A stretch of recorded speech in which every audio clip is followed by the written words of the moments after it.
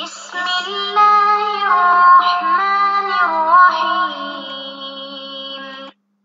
اعوذ باللہ السمیع العلیم من الشیطان الرجیم بسم اللہ الرحمن الرحیم ربنا آتنا فی الدنیا حسنۃ وفی الآخرۃ حسنۃ وقنا عذاب النار۔ عزیز طلبہ السلام علیکم ورحمۃ اللہ وبرکاتہ۔ شرح المدوم کتاب حج درس نمبر 413 میں احرام کی حالت میں کبوتروں کو حبس کرنے کا کفارہ بیان کیا جائے گا۔ محرمات احرام کے کفارے بیان ہو رہے ہیں۔ احرام کی حالت میں کبوتروں کو حبس کرنے کا کفارہ ذکر ہوگا۔ کبوتروں کو حبس کرنا تلف کرنے کے حکم میں ہے اور تلف کرنے کا کفارہ واجب ہوگا۔ اگر ایک گروہ مل کر تلف میں شریک ہو تو اس کا حکم بھی بیان کریں گے۔ متعلقہ مسائل اور فروعات ذکر ہوں گی، روایات اور احادیث کا تذکرہ ہوگا اور عبارت کی تشریح اور تطبیق پیش کی جائے گی۔ اگر کوئی شخص کبوتروں پہ یا ان کے چوزوں پہ یا ان کے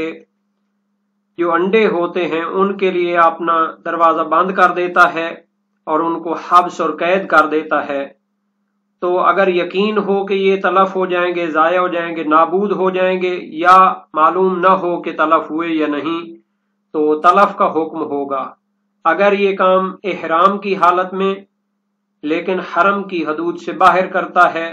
تو ہر کبوتر کے لیے ایک بکری قربانی دے اور ہر چوزے کے لیے ایک چھوٹا بچہ بکری کا قربانی کرے اور ہر انڈے کے لیے 1 درہم صدقہ کرے۔ اور اگر یہ کام حرم کے اندر لیکن احرام کی حالت کے بغیر کرتا ہے تو ہر کبوتر کے لیے 1 درہم صدقہ کرے اور ہر چوزے کے لیے ½ درہم اور ہر انڈے کے لیے 1/4 درہم صدقہ کرے۔ اور اگر یہ کام احرام کی حالت میں اور حرم کی حدود کے اندر کرتا ہے تو دونوں چیزوں کا کفارہ دے، یعنی کہ کبوتر کے لیے 1 بکری اور 1 درہم، چوزے کے لیے 1 چھوٹا بچہ بکری کا اور ½ درہم، اور انڈے کے لیے 1 درہم اور 1/4 درہم صدقہ کرے۔ ان احکام میں فرق نہیں ہے اس کبوتر میں کہ وہ حرم میں رہنے والا ہو یا غیر حرم کا کبوتر ہو، مگر اس چیز میں کہ جو پہلے بیان ہو چکی ہے کہ اگر کبوتر حرم میں ہو تو اس کی قیمت جو ہے اس سے حرم کے کبوتروں کے لیے گندم خریدی جائے، لیکن غیر حرم کے کبوتر ہونے کی صورت میں حرم کے کبوتروں کے لیے گندم خریدنا اور اس کفارے کو وہاں مصرف کرنا ضروری نہیں ہے۔ تو عبارت کو دیکھتے ہیں اور باقی مسائل کو اسی کے ضمن میں بیان کریں گے۔ وَلَوْ أَغْلَقَ عَلَى حَمَامٍ وَفِرَاخٍ وَبَيْضٍ فَكَالْإِتْلَافِ مَعَ جَهْلِ الْحَالِ أَوْ عِلْمِ التَّلَفِ فَيَضْمَنُ الْمُحْرِمُ فِي الْحِلِّ كُلَّ حَمَامَةٍ بِشَاةٍ وَالْفَرْخَ بِحَمَلٍ وَالْبَيْضَةَ بِدِرْهَمٍ۔ اگر کوئی شخص کبوتر اور اس کے چوزے اور اس کے انڈوں کو غلق کرتا ہے، حبس کرتا ہے، قید کرتا ہے،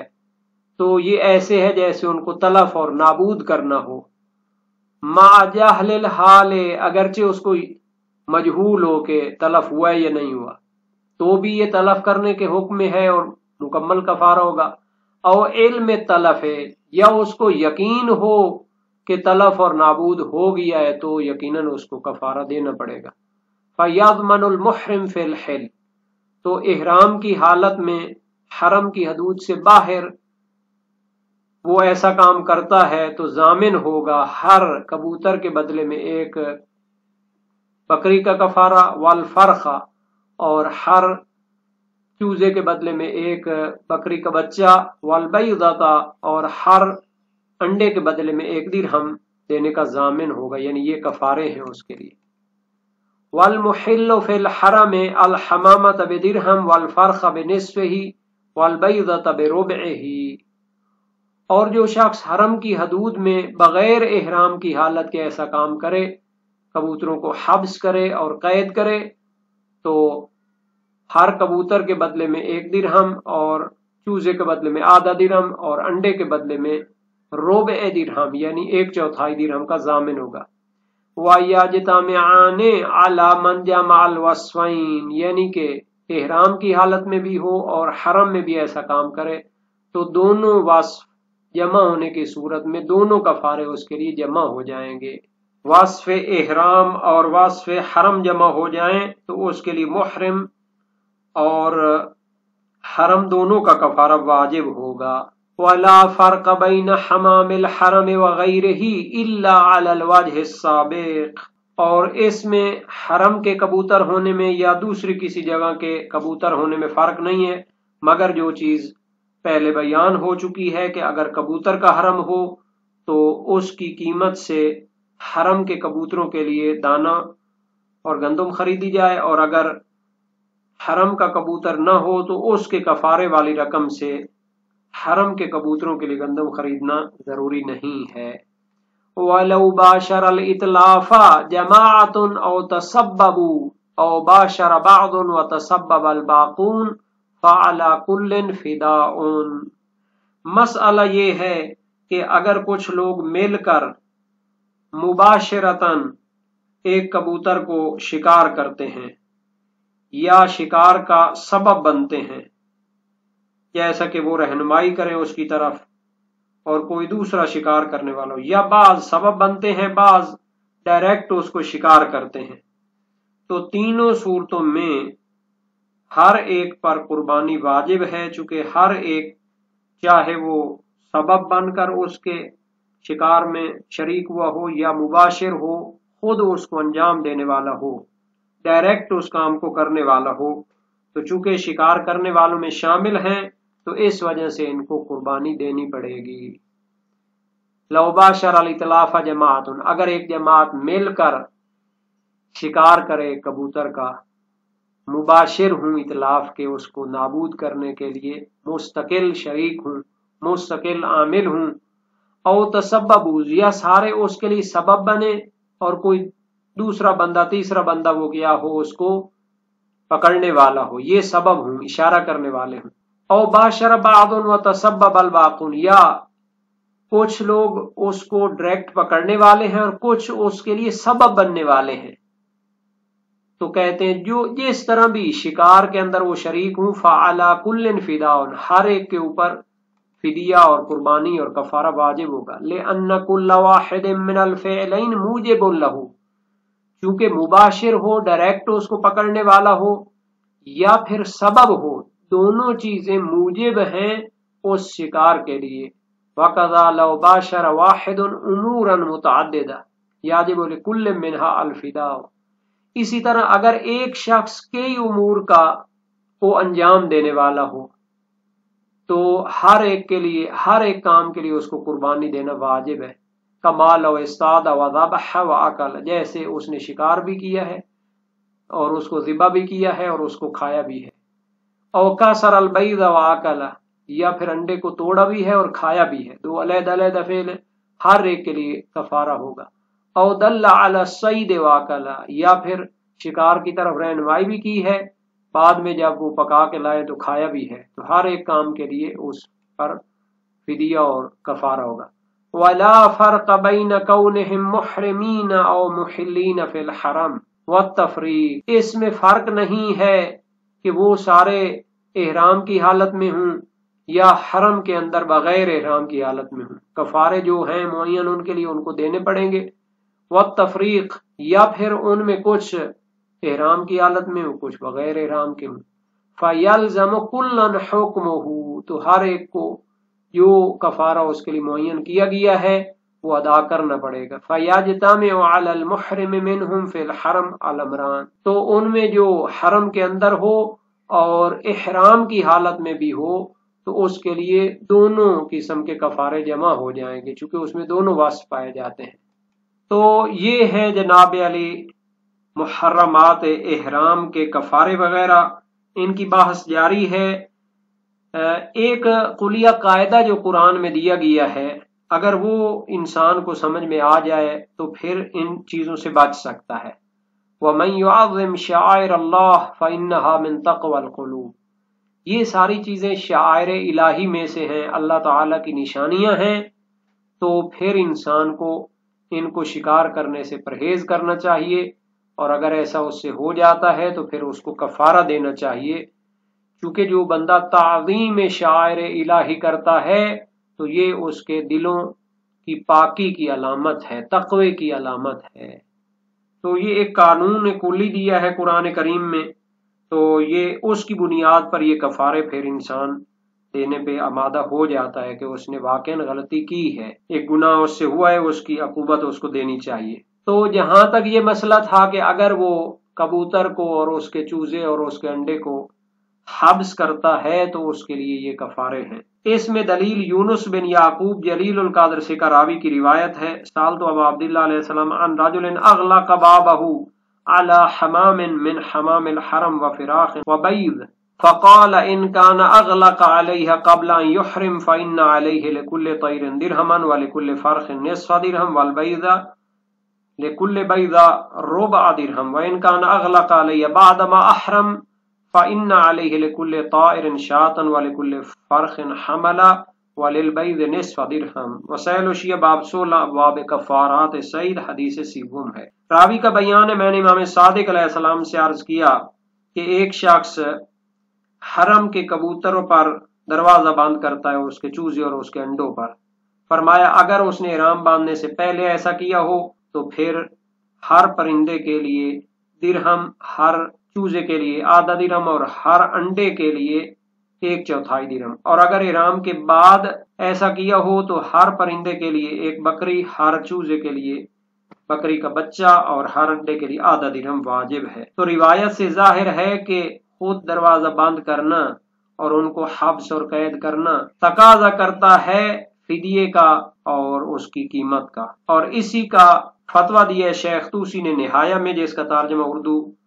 10 سال پہلے لاہور سے شائع ہوا تھا 2007-8 میں، اور شیخ طوسی نے مبسوط میں بھی یہی نظریہ اختیار کیا، علامہ ہلی نے منتہی المطلب فی تحقیق المذہب میں بھی یہی نظریہ اختیار کیا۔ یہ آپ کے مشہور فقہائے شیعہ نے اس کو مقید اور مشروط کیا ہے کہ اگر اس کا قید اور حبس کرنا سبب ہو تلف اور اس کے نابود ہونے کے لیے، یا حالت مجہول رہے، اس کو معلوم نہ ہو کیا بنا، جیسے اس نے شکار کو مارا ہو لیکن اس کو پتہ نہیں ہے کہ مر گیا یا نہیں، تو کفارہ اس پر ہوگا۔ لیکن اگر جس کو اس نے حبس کیا تھا وہ صحیح و سالم نکل آتا ہے تو مشہور یہ ہے کہ اس پر کفارہ واجب نہیں ہوگا، چونکہ اصل برات جاری ہوتی ہے اور فحوہ اور مفہوم اولویت بھی جاری ہوتا ہے کہ اگر اس نے کسی چیز کو پکڑا اور پھر اس کو چھوڑ دیا تو اس کی ضمانت نہیں ہوگی۔ تو ان دلیلوں سے مفہوم اولویت کے طور پر اس مطلب میں بھی ہے کہ اگر ایک چیز کو پکڑا ہے، حبس کیا ہے، صحیح و سالم بعد میں نکل آتی ہے تو پھر کفارہ نہیں ہوگا۔ اب آ جاتے ہیں دوسرے مسئلے کی طرف۔ یہ جو فرمایا تھا کہ اگر ایک جماعت مل کر تلف میں شریک ہو، خود یعنی مباشرتاً ڈائریکٹ اس میں تلف کرنے والے ہوں یا سبب بننے والے ہوں، یا بعض سبب ہوں اور بعض مباشر ہوں، تو اس کے لیے ان کو کفارے دینے پڑیں گے، ہر ایک پر کفارہ ہوگا۔ روایات اس پر دلالت کرتی ہیں۔ صحیح معاویہ بن عمار جلیل القدر سے راوی امام صادق علیہ السلام سے روایت کی، اذا اجتمع قوم علی صید وهم محرمون فی صیدہ او اکلوا منہ فعلی کل واحد منہم قیمتہ، جب ایک گروہ مل کر شکار کرتا ہے اور وہ احرام کی حالت میں ہیں یا پھر شکار سے کھاتے ہیں تو ہر ایک پر اس کی قیمت واجب ہوگی۔ وسائل الشیعہ باب 18 ابواب کفارات سید حدیث اول۔ صحیح زرارہ بن آئین کوفی جلیل القدر سے راوی فقیہ تھے، اصحاب اجماع میں سے تھے، امام باقر و امام صادق علیہ السلام میں سے ایک سے روایت کی، فی محرمین اصابا صیدن قال علی کل واحد منہما الفداء، 2 احرام والے شکار میں شریک ہیں، شکار پکڑتے ہیں، فرمایا ہر ایک پر ان میں فدیہ اور کفارہ واجب ہے۔ صحیح علی بن جعفر اریزی امام صادق علیہ السلام کے جلیل القدر فرزند ہے، فقیہ ہیں، اور اتنی بڑی شخصیت ہونے کے باوجود امام موسیٰ کاظم علیہ السلام سے سوال کرتے ہیں، اور یہ اپنے اندر ان میں وہ عاجزی اور انکساری ہے کہ علم کے لیے علم کے دروازے پر جانا پڑتا ہے۔ روایت انہوں نے کی ہے امام کاظم علیہ السلام سے، عن قوم اشتروا ظبیا فاکلوا منه جميعا وهم حرم ما علیہم قال على كل من اکل منهم فداء صید کل انسان منهم على حدته فداء صید کاملا، یعنی کہ ایک جماعت اور گروہ نے مل کر ہرن خریدی اور اس سے کھایا جبکہ احرام کی حالت میں ہیں، ان پر کیا ہے؟ فرمایا ان میں سے جس نے بھی کھایا ہے تو اس پر شکار کا کفارہ ہے، ان میں سے ہر ایک پر علیحدہ علیحدہ شکار کا کفارہ مکمل دینا ہر ایک نے۔ تو روایات سے ظاہر ہوتا ہے کہ ان پر جو ضمانت ہے اس وقت ہے جب وہ احرام کی حالت میں۔ شہید ثانی نے فرمایا ہے کہ فرق نہیں اس حکم میں کہ وہ احرام کی حالت میں ہوں یا بغیر احرام کے ہوں لیکن حرم میں ہوں۔ تو اس کے بارے میں سید المدارک، سید عاملی مدارک الاحکام فی شرح شرائع الاسلام میں فرماتے ہیں وَهُوَ غیر واضح، یہ بات واضح نہیں، لیکن جو تعمیم شہید ثانی نے اختیار کی ہے یہ ان روایات کے علاوہ دلیلوں سے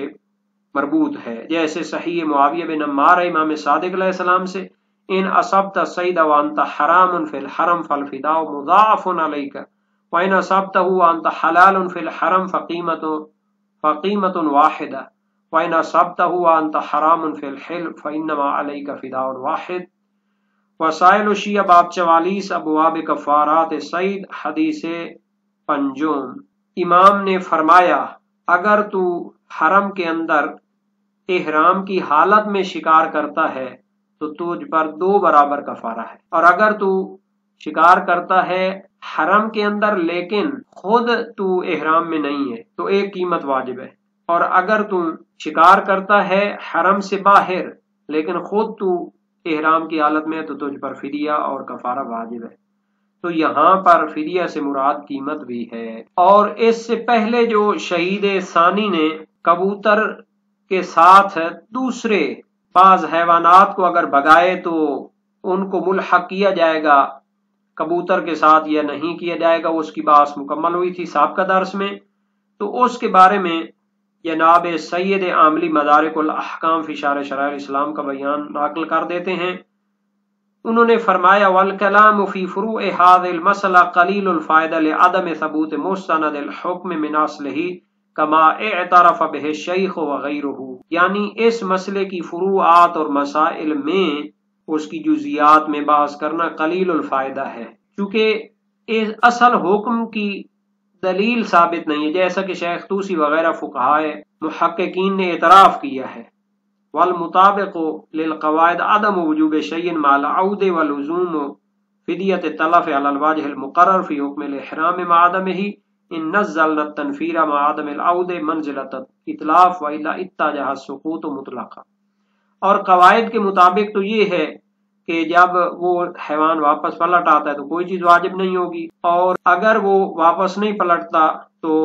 پھر تلف کا فدیہ لازم ہوگا۔ اگر ہم اس حیوان کے بھگانے کو یا وہ نہیں پلٹتا تو تلف کے مقام پہ سمجھیں، ورنہ اس صورت میں بھی کفارہ واجب نہیں ہونا چاہیے۔ تو یہ ایک تحقیق تھی، بہت اچھی تحقیق ہے کہ جب ایک مسئلے کی دلیل ہی نہیں ہے تو آپ پھر اس کی تفصیلات میں اور اس کی فروعات میں جا کر کیا مثلا ثابت کرنا چاہتے ہیں۔